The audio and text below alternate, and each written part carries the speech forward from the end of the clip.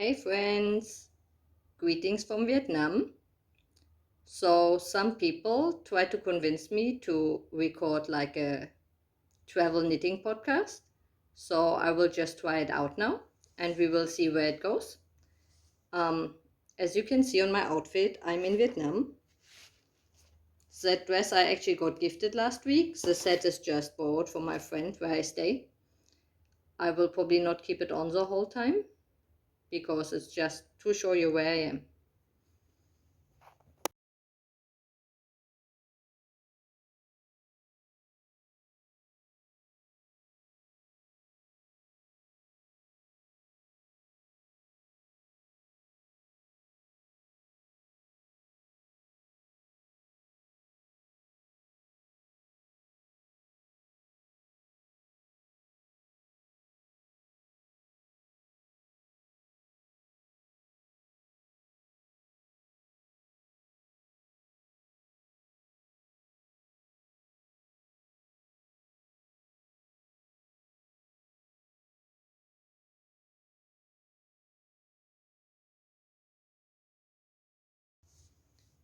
My name is Rika and I live in India right now. I'm originally from Germany, but I don't live there for a while already. My name is Wool Around the World everywhere online because that's what I do. I travel around the world and I knit and spin and crochet all around the world. So people like Claudia from the Sunbird Crochet podcast and Sita from Tribal Bling motivated me to make a traveling knitting podcast. So that's what we are trying today.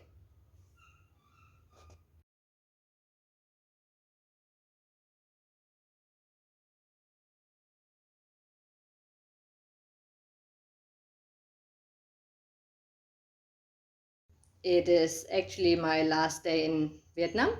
Tomorrow I fly to a different place. Um, it's a secret. I might tell you about it another time. Let's see how this goes. So I don't have too much time left in Vietnam. I'm in Ho Chi Minh City right now. And I think I will show you something about what I knitted on my trip and then tell you something about the trip. I'm not sure how this all will work, but we will figure it out.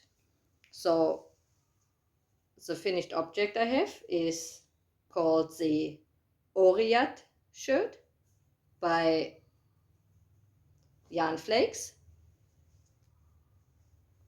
It's not the original version because the original version has some cabling pattern here, but this yarn didn't work well for that. So I decided to omit it and just use the numbers to make a simple shirt. Also, the cabling got lost in the colors of the top. The yarn that I used for this is Katia Oceania. It's a linen cotton base mainly, and it was really hard on the hands to knit the cables and the backward stitches. That's why I omitted it.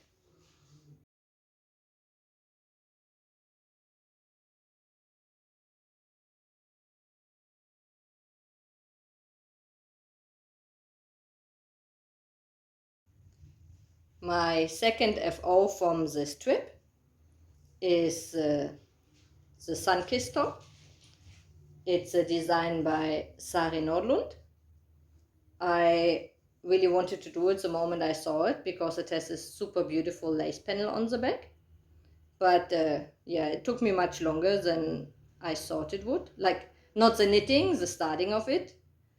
I finished it like in 1 week because it's a really easy knit, even if the lace pattern suggests otherwise. And because Vietnam is a hot place, I decided to knit some summer items for the trip. So this is knitted in a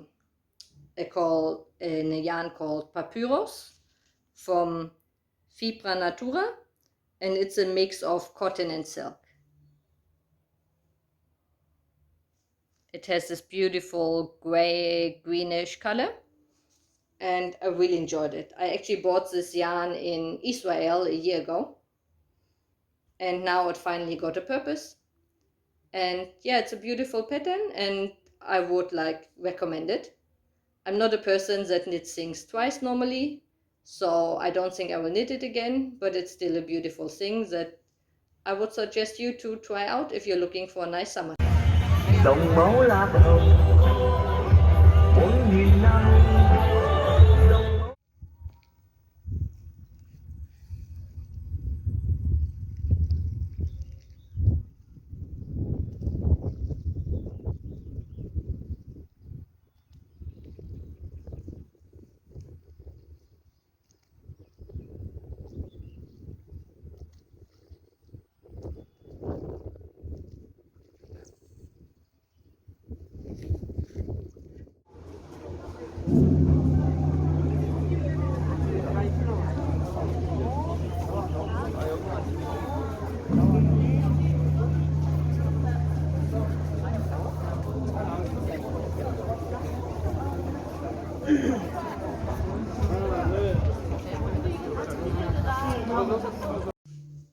So let me tell you something about my trip to Vietnam. Those of you who know me know that I'm Buddhist. I study Tibetan Buddhism in Dharamsala, India. That's where I mainly live right now.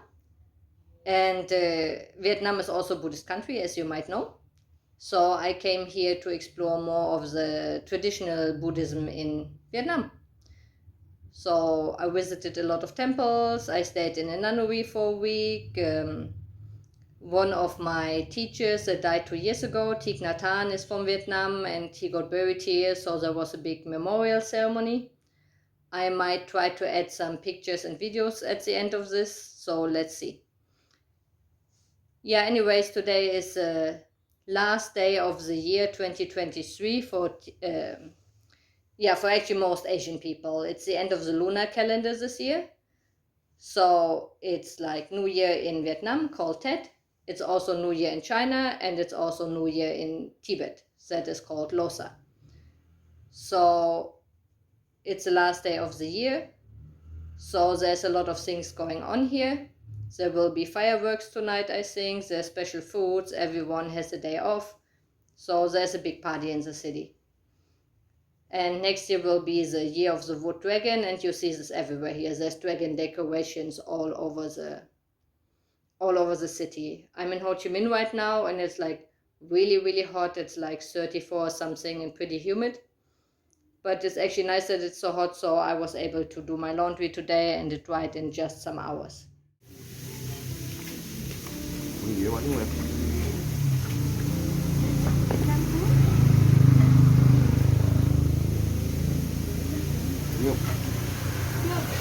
Đưa lên tôi để đây cuốn trước hả?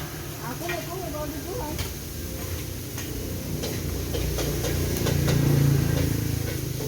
Cuốn nữa bạn. Cuốn ơi, cuốn trước đây. Cuốn rồi ấy hả?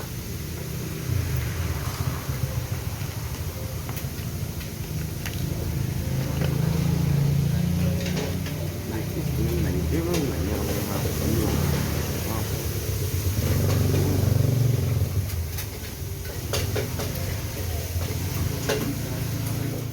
just coffee and a little bit water to make it lighter because Vietnamese coffee is very strong. No Yeah. sugar. No sugar. And usually we add the condensed Yeah. but because you Okay, a little bit. đó họ thêm một xí sữa đi. Đi thôi. Okay. Thank you. Yeah. Just a little bit.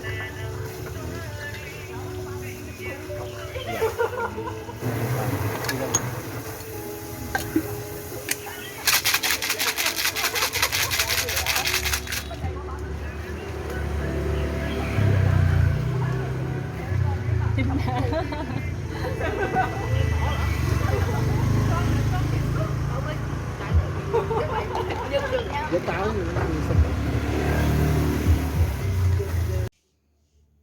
So I will not show you too many works in progress this time. I have started like several things, but I didn't had a lot of time for crafting and knitting on this trip because, like I mentioned, I was staying in a nunnery for like 8 days and there was absolutely no time to touch yarn.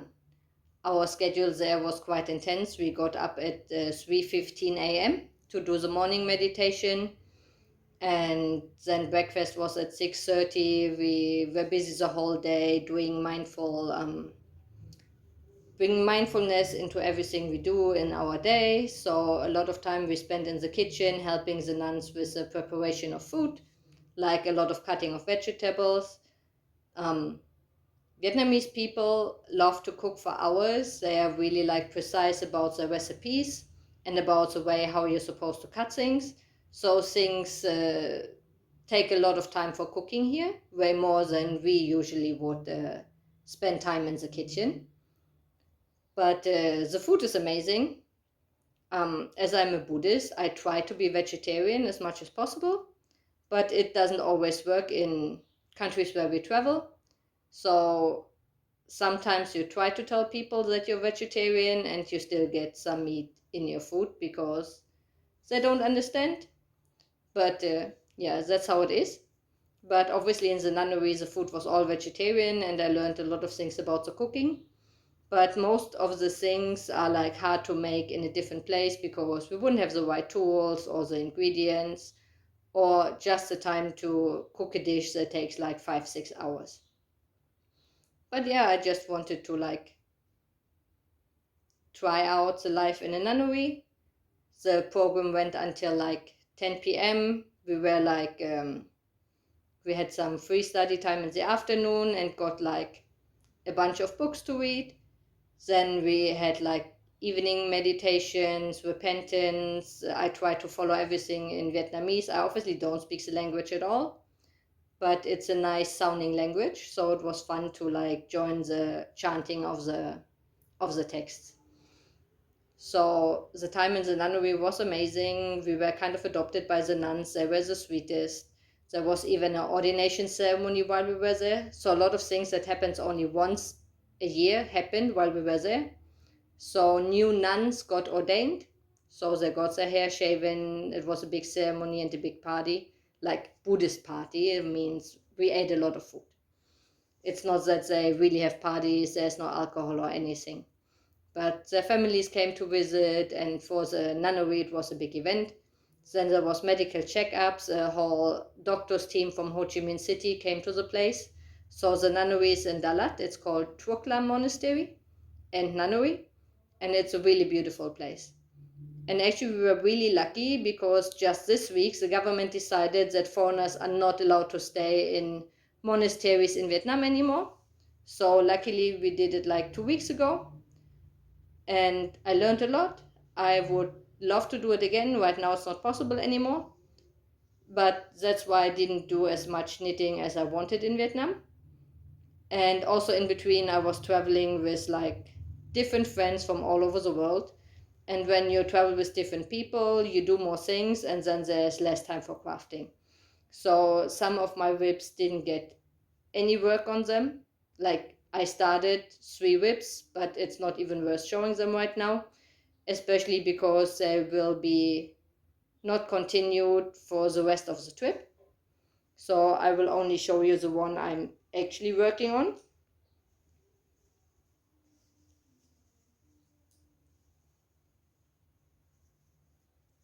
So this is a sweater, as you might be able to say, maybe not. It's knitted in 2 yarns. It's this beautiful merino lace yarn that I got in Canada some years ago. And I'm really happy I finally worked it up because the color is so beautiful and was really special. But it waited a long time until I actually used it, and black mohair. So the mohair I actually have another skein of. It's a Cartier Concept mohair lace, what you can obviously not see, but doesn't matter, it's not so important. So I'm knitting a pattern by Scandia that is called Floof. It's a really simple sweater with a contiguous method for the arm shaping. And I decided, as my travel plans changed and I'm going somewhere else now, and it will be really, really cold. We will have -degrees.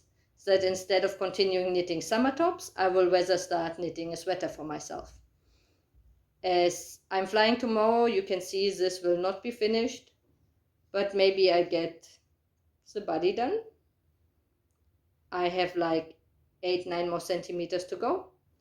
Let's see if I find time for it. If not, I will continue it during the trip and maybe have it finished before the trip ends. Let's see.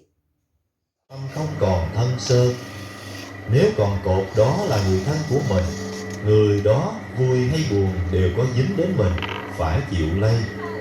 Còn nếu ai thấy cũng như ai, thì người buồn hay vui mình cũng thấy bình thường, lòng không sao xuyến. Tu như vậy mới khỏe, lòng mới an ổn. Còn trói buộc hoài, tu năm này tháng nọ, cuối cùng vẫn vụng về dốt nát không tới đâu. Cho nên phải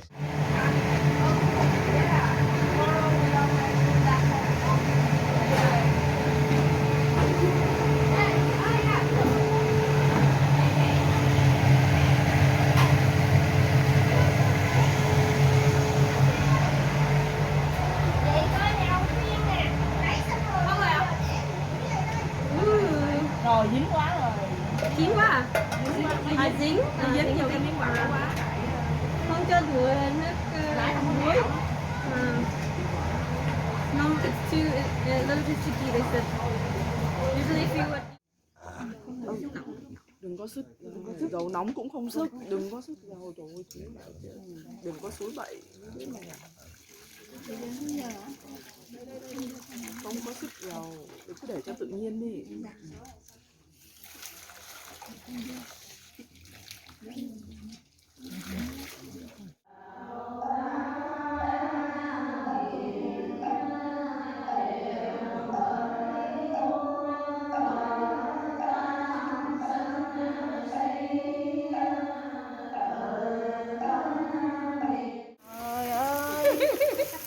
Giỏi rồi, vậy là tiếng Việt giỏi rồi. Giỏi mà, anh học 1 năm mà. Nhưng mà học 5 vậy là quá giỏi rồi. Không quá, có học đâu. Nói chuyện với bố mẹ. Vậy hả? Bố mẹ Việt mà. Thái Bình. Thái Bình, bởi Thái Bình nhiều rất là giỏi rồi. Cái này bắn qua ở Thái Bình. Hết mấy cái này là rồi. Vô một cái khác rồi đó. Theo rồi đó, theo rồi đó. Hết cái này là vô nha.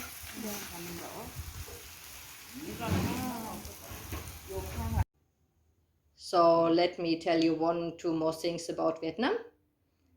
Just because you might never have been there and thought about going, I don't know. Vietnam is a really beautiful country. I've mainly spent my time in the southern area up to the central area. I didn't go north at all because all my plans have changed. And I'm a slow traveler. I rather spend more time in one place and explore it more deeply than seeing everything and traveling quickly. And as I mentioned, my purpose was like Buddhism, so I mainly went to visit like Buddhist temples instead of like normal touristy attractions. What for me made sense, for other people might not be so interesting, but it also has the advantage that you meet way more local people. I actually barely met any other foreigner on this trip. I tried to avoid touristy cities. We went to one touristy place and didn't enjoy it so much. Like, it still had a nice beach and we had like some good days, but I would not recommend it because it's like so touristy. You see more foreigners and local people. That's not what I'm usually looking for. So I enjoy meeting the local people, hang out with them, learning to cook. The Vietnamese people are really friendly, especially when you leave the touristy zone. Like, I've seen people that have different experiences, but they only went to the main tourist attractions. So if you really want to enjoy Vietnam, I recommend you to leave the touristy zones. And even in a really touristy city, when you just go outside of the main tourist area, people are really friendly. Most people don't speak English, but it's not really an issue. It still works to communicate with like translation app or with hands and feet, and people are so welcoming. Like in every temple that I went to, like people tried to talk to us, invite us to the ceremonies, were really nice to us, supporting us that we are Buddhist practitioners. So it's quite an enjoyable country. And especially for food lovers, I think Vietnam has one of the nicest foods.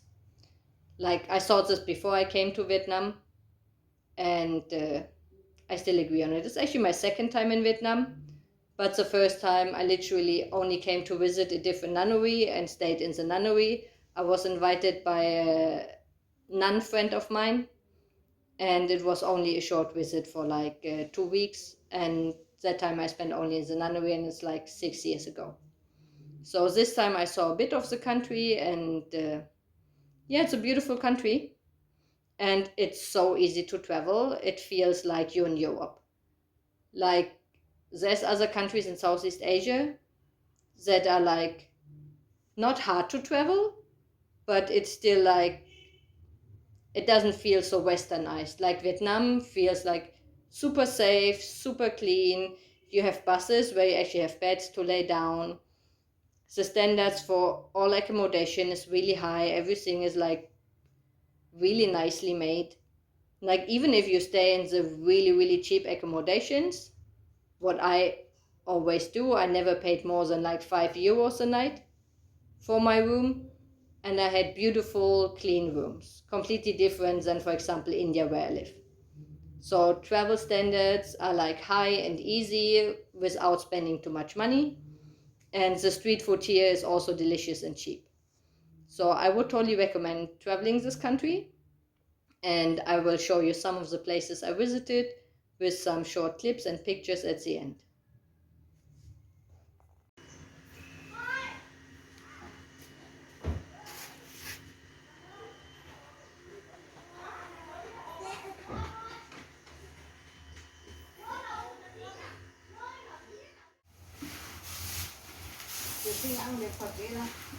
Tôi đi theo Phật giáo á, lai tôi dùng lai giống này phải mà.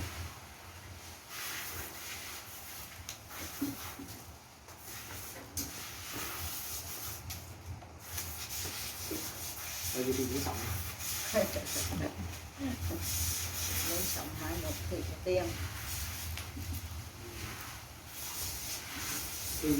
Because she cannot speak English, so The one thing that didn't work so well for me in Vietnam, but also because of a lack of time, is what I usually do when I travel. I find like crafty people, try to learn something about the traditional crafts. And there are some crafts here, and I visited some places where they do the crafting, but because of the language barrier and not being in the super touristy areas, I couldn't actually do any course. I still visited a place where they produce silk from silkworms. I will show you something about this. I now know why I prefer Eri silk. Eri silk is a silk that comes from like it's like non-violent silk where you don't kill the moth. This place was actually killing the moth, and for me as a Buddhist, where you're not supposed to kill, it's kind of sad to see it. But it's still an amazing product, and the people do an amazing job there.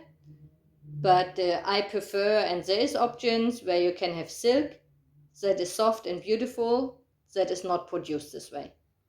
So I actually prefer this way. And actually in India there is a whole village dedicated to like Eri silk. So I might tell you more about this a different time. Then one of the other crafts I encountered was, they call it knitting here, but it has nothing to do with knitting. It's actually kind of a weaving of rattan or bamboo. I will show you as well. So they have the big bamboo sticks, and they cut it out to have like thin slices, and then they weave with it like baskets, bamboo mats, decoration, all different kind of things they do. It's really beautiful. It's really amazing. I wanted to learn it, but in the village where we went, where they do it, no one spoke a word of English, so there was no chance for me of learning it. I know there is a village in the north that is more touristy that does it. There I could have maybe done a course, but I didn't come up to the area, so maybe next time. I don't think this is my last time in Vietnam. It's a beautiful place. I like the people, I like the food, and it's a relatively cheap flight from India. And to escape the winter in India, where I live, it's a nice place to go. Then this week we were in Hue. It's like in central Vietnam. And it's a place that has some traditions like incense making.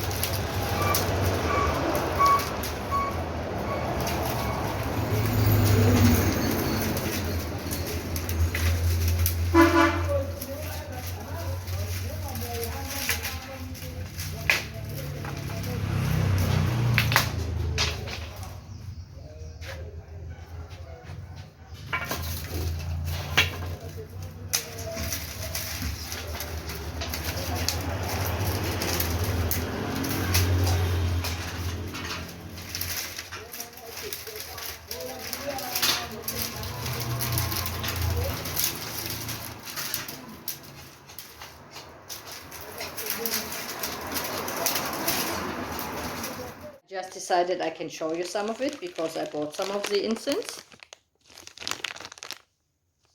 So this is a tradition they have there. They make this incense in the form of little lotuses. Let me see if I can open one and show you. It's maybe not so easy to see, but it's beautiful and it smells really nicely. That's a tradition in the area. Then they make a lot of like special foods in the area. So we did some cooking class in a restaurant where we really liked the food, and we asked if we can see how they make it. And they said, yes, come back tomorrow. And they do a lot of interesting things there. For example, they do this, this is like ginger, this is curcuma, that they kind of do in pieces and they dry it, and then it's like kind of sugar coated. It's really delicious and healthy. The ginger here is quite strong, but that's like really famous in Hue. The place is called Mer Cafe. So if for any reason you ever come to Hue, you should visit them. They have amazing vegetarian food and also a little coffee shop.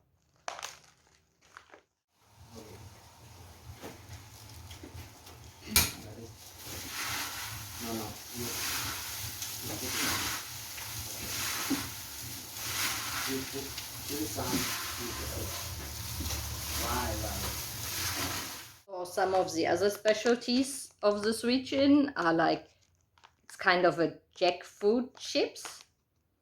I don't know if you heard about jackfruit. Some people find it smelly, but it's not durian, that's really smelly. And often nowadays it's trendy to use it as an alternative meat product. So this is dried jackfruit with like sesame and different spices. and it's a really delicious snack. And also you can see the videos of how they made it maybe later. This is like seaweed snacks. So this is seaweed with garlic and chili and sesame and some salt. That is also made there, and we learned how to make it while we were there. So really delicious. I thought I'd just share some of the things that are done here in Vietnam that I enjoyed eating. You see, I bought a lot of them as gifts for friends, and I thought I can just share it. I didn't find any yarn. Vietnam is not really a knitting country. It's some people crochet, but what I've seen is mainly amigurumi or handbags. And I know it's mainly acrylic, maybe cotton yarn here, so I didn't even really go on the search for a yarn shop. Because I have a lot of yarn. I've been here before. The yarn is not so exciting. So that's not what I went for. We also visited the village for like traditional paper making and paper flower making. So in Hue, there is a time of the year where they cannot really grow flowers, but in the temples, they want to put flowers as an offering. And also there is like, every family here has a small altar at home. Like, it's not always Buddhist, it might be Taoist, it might be Chinese altar. There's like different traditions here, but all of them usually put flowers on the altars regularly.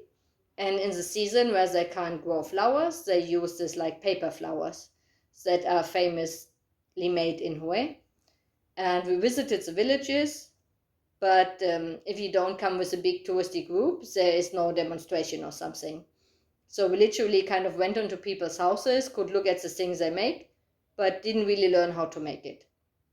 But in the palace in Hue, there was a short demonstration of some crafts that I will add here as well. So they also make this like famous Vietnamese conical hats that you've seen already now. But in Hue, they make it with beautiful paintings, and they even write poems on them. I will make sure that you see this later. Yeah, so these are some of the crafty things I've seen, but like I said, I wasn't able to learn any of them. The only thing I learned here is like how to make food and things about Buddhism. For me, that's enough. That's what I came for. Crafting was not the main intention of this trip. But yeah, I always craft. I always take my wool with me. And when I find something interesting, I buy it. But on this trip, it wasn't so much. And unfortunately, the silk here is all like silk where the moss dies. So that's not something I want to support. So I didn't buy any silk. Also, I didn't see any silk for like knitting or spinning. It's just like you can buy fabrics. Yeah, so this is the first short episode. I hope you enjoyed it. If not, you have to play Sunbird Crochet and Tribal Bling. And yeah, I will report from my next destination.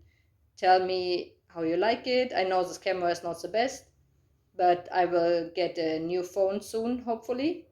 And then the camera might be much better. This phone is quite old already.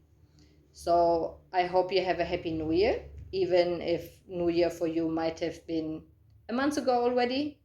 I wish you a good year of the wooden dragon, and enjoy whatever you're doing. Bye!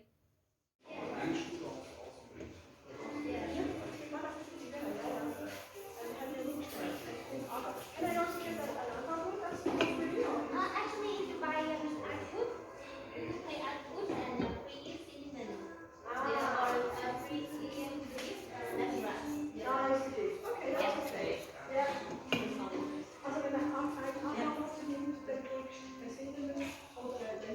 Yes.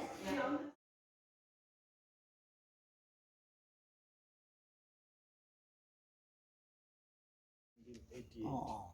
Okay.